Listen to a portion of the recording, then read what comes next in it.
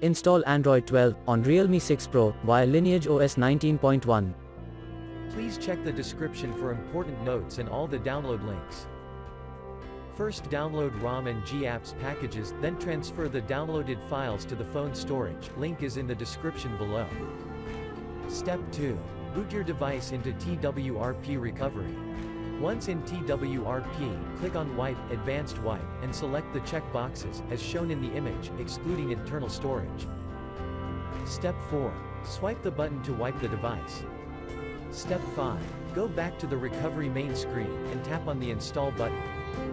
Step 6. Navigate to the storage, and select the ROM zip file.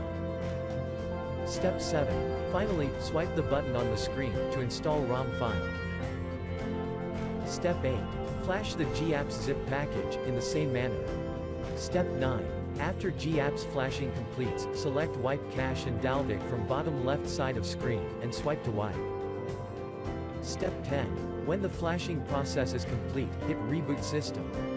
That's it, you have successfully installed the ROM on your device.